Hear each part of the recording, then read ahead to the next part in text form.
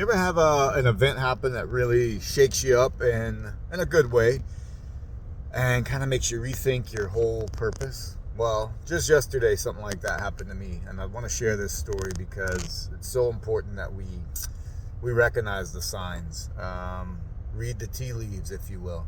So, yesterday I'm driving in traffic, much like I am now. I'm watching the road, guys. We've got 20 miles an hour, pretty bumper to bumper. I'm in the express lane right now. But anyway, yesterday afternoon, it was quite the opposite. I'm fully focused on the road, driving down pretty close to where I live, actually. I get off at an exit near my home, and I've got to run a few errands before I get home. So I turn.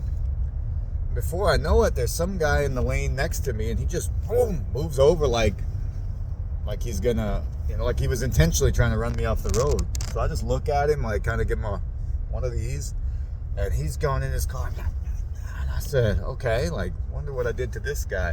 Now, guys, I'm a pretty good driver, but I definitely divide my time probably 50-50 between being a good defensive driver and being a good offensive driver.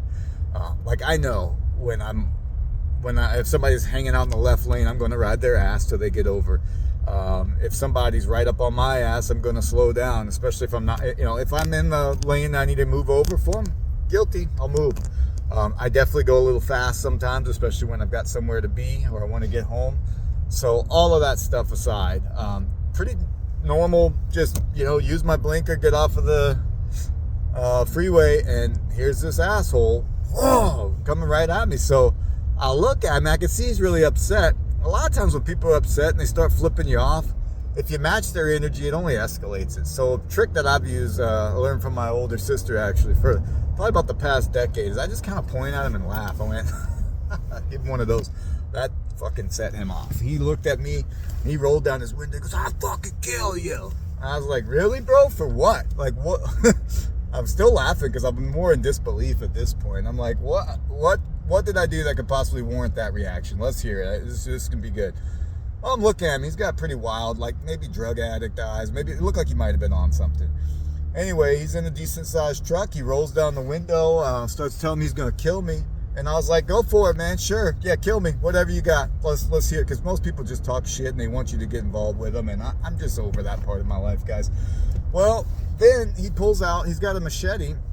He never pulled it out of the sheath, but he pulls it out like it's supposed to scare me and starts shaking it at me. And I'm looking at him. We're sitting at a red light. I'm like, dude, if you're going to do something, go ahead and do it. If you would have done it by now. And I'm armed. I've got my firearm in the truck, so I'm not really too worried about it. But it just rubbed me the wrong way. And I'm about a block from the police station. So I took down his license plate and I went and stopped over there and told him. I said, look, this guy might be on something. He might be a danger to himself or others. Here's his license plate. Maybe you check it out. And they go, oh, did you feel like a victim? Did you want to report, or you want to press charges? I said, no, really don't care about all of that. I've been in situations before where I said stuff I regret. I knocked a guy out at work one time. It was my last day at that job. And I think I broke a rib because I knocked him down. I kicked him in the chest several times. I was pissed, okay? Was it right? Definitely not. He had some grace. He didn't press charges. Maybe that's a story I'll tell here someday if you guys want to hear it. I don't want to digress too much, but there was I closed the loop on that, okay? I've actually seen that guy in public, and I went and made amends with him, and very interesting story. If you want to hear it, drop a comment. But to this story, police were like, did you want to press any charges? Do you feel like you were victimized? Do you feel like you were... I said, no, none of the above, man. I just, put it... Don't you have notes you can attach to people? Yeah, we do. We put notes on attached to people's license plate. They ran his plates. They said, was it this color truck? I said, yeah, it absolutely was. That's him. I said, so I don't know what his deal is, if he's a veteran with PTSD, or if he's on some kind of drugs, or if he's abusive or in a bad relationship, or just having a bad day. It really doesn't matter. None of my business. So the aftermath, I'm driving home and I start thinking, guys, I'm at a point in my life where I have a belief that everything happens for a reason. So I'm unpacking it last night, and I get in the shower, and the best I could surmise is made me confront my own mortality, made me come face to face with that. we're all going to die someday, guys. All of us. No one's escaping it. And think about what you've done so far. Your legacy is not money, okay? It's not some wealth that you chased and left to your family, properties. All that stuff's icing on the cake. If you got it, go for it. If you can get that stuff done. But the people around you want your time. And that's what I realized. I'm out here doing things. Pretty busy guy. Man about town. Yada, yada, yada. And I thought about things I want to do with my son. He's 7 years old. He's got projects he wants to do. He wants to build a little boat. He really wants to go camping again this summer. There's lots of little things like that that could easily fall through the cracks, guys. And it just put it front and center for me again. Kids just want your time. Your spouse just wants your time. Your friends just want your time. It's the only thing we have in abundance that we give away freely. If you're working hourly, you're selling your time, and you don't get any of that back. So that was the takeaway for me. If this guy would have killed me yesterday, there's a lot of things left that I still want to accomplish in this life.